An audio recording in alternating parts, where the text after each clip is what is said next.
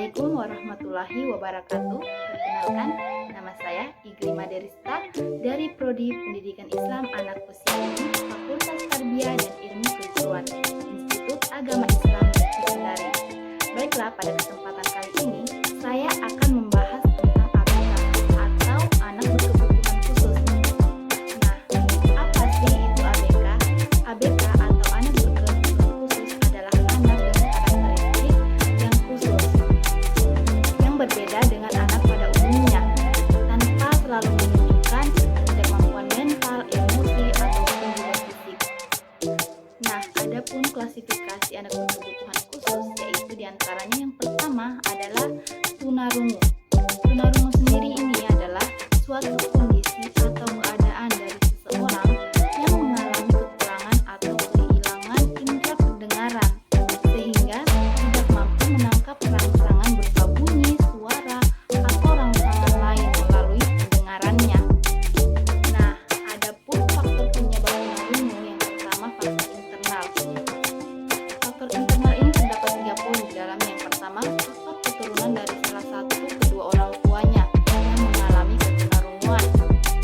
Banyak kondisi genetik yang berbeda sehingga dapat menyebabkan ketunarunguan. Yang kedua, ada ibu yang sedang mengandung menderita penyakit campak Jerman atau rubella. Nah, penyakit rubella ini pada masa kandungan ke-3 bulan pertama akan berpengaruh buruk pada janin. Kemudian, yang ketiga, ibu yang sedang mengandung menderita keracunan darah tokseminia. Nah, hal ini bisa menyebabkan kerusakan pada plasenta yang mempengaruhi terhadap pertumbuhan janin. Nah, kemudian faktor eksternalnya. Yang pertama, anak mengalami infeksi pada saat dilahirkan atau kelahiran. Misalnya, anak terserang herpes simplex. Terus yang kedua adalah meningitis atau radang selaput otak.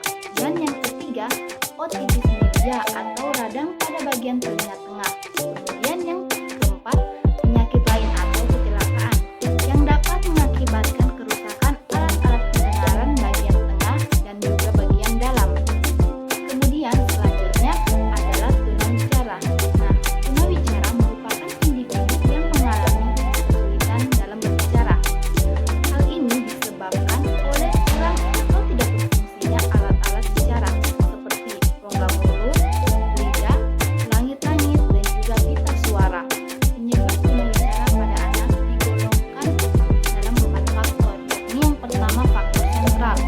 Faktor ini meliputi adanya kerusakan pada susunan saraf pusat, sehingga mengakibatkan anak tidak mampu berbahasa verbal yang spesifik. Kemudian yang kedua, faktor persiferal. Kemudian yang kedua adalah faktor periferal. Faktor ini berhubungan dengan gangguan sensori atau fisik, terutama gangguan pendengaran. Anak juga bisa menjadi tunawicara ketika motoris yang berhubungan dengan kemampuan berbicara terganggu. Kemudian faktor yang ketiga adalah faktor lingkungan dan emosional.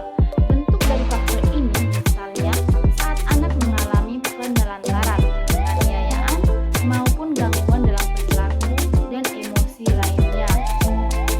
Kemudian yang terakhir adalah faktor campuran. Faktor ini merupakan gabungan dari faktor sentral, faktor periferal, dan juga faktor lingkungan.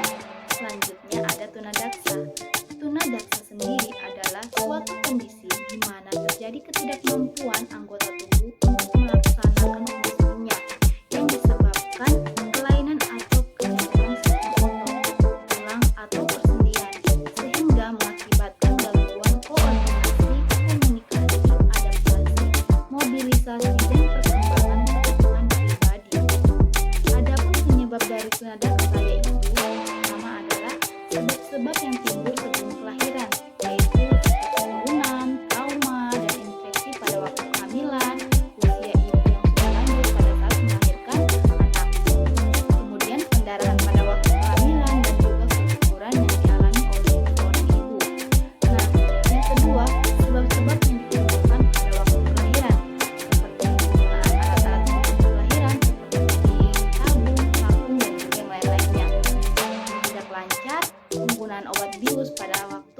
kelahiran. Ketiga, sebab-sebab sesudah kelahiran. Yang pertama itu infeksi, trauma tumor, dan kondisi lain-lainnya.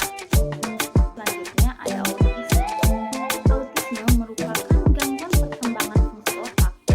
Gangguan ini mencakup bidang sosial dan fungsi ekspresi, komunikasi verbal atau bahasa yang nonverbal, imajinasi, fleksibilitas, lingkup interest, minat, kognitif, dan atensi.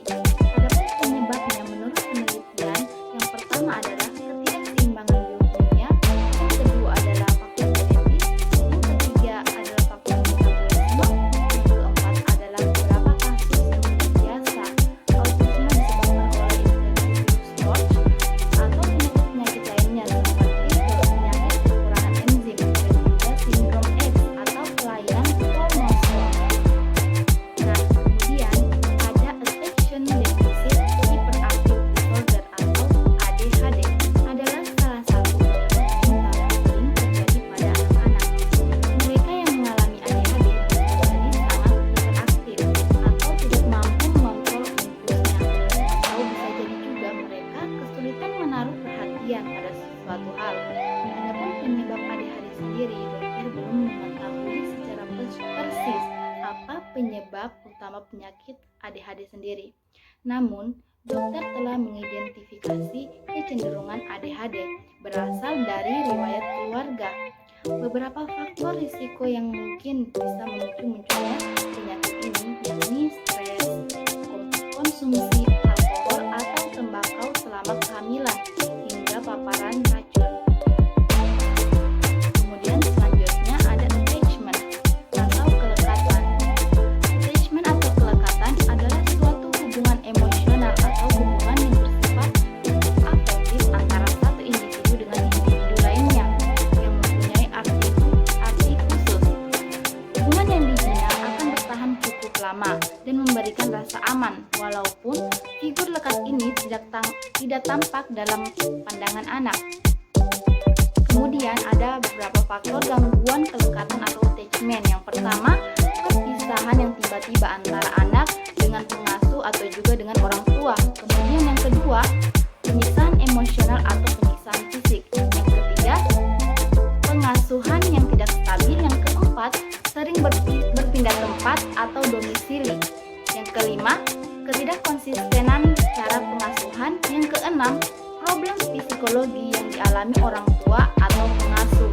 Yang ketujuh, problem neurologis atau saraf. Kemudian yang terakhir ada tunanetra. Tunanetra adalah istilah umum yang digunakan untuk kondisi seseorang yang mengalami gangguan atau hambatan dalam indera penglihatan. Berdasarkan tingkat gangguannya, tunanetra dibagi menjadi dua. Yang pertama buta total atau total blind, dan yang masih mempunyai sisa penglihatan atau low vision. Penyebab tunanetra sendiri, yang pertama penyebab di masa kehamilan, yaitu yang pertama tunanetra bisa terjadi akibat penyakit campak Jerman atau rubella yang menyerang ibu hamil, terutama saat kandungan berusia 1-3 bulan. Kemudian yang kedua, tunanetra juga bisa terjadi akibat penyakit sifilis yang terjadi pada ibu hamil. Biasanya bayi yang ada dalam kandungan kemungkinan besar akan terlahir dengan kondisi tunanetra. Kemudian yang ketiga, tunanetra juga bisa terjadi akibat kecelakaan, keracunan obat-obatan kimia, sinar laser, atau kebiasaan mengkonsumsi alkohol ketika hamil. Kemudian yang keempat, ada tunanetra juga bisa disebabkan oleh malnutrisi berat di tahap embrional masuk minggu ke-3 sampai minggu ke-8. Kemudian faktor penyebab ketunanetraan setelah kelahiran, antara lain kerusakan pada mata atau saraf mata pada waktu persalinan. Kemudian ibu menderita penyakit Gonorrhoe. Kemudian penyakit mata lain yang menyebabkan ketunanetraan seperti trachoma dan akibat kecelakaan. Nah, baiklah, itulah tadi sedikit informasi mengenai anak berkebutuhan khusus. Semoga bermanfaat bagi kita semua. Sampai jumpa di pembahasan berikutnya. Assalamualaikum warahmatullahi wabarakatuh.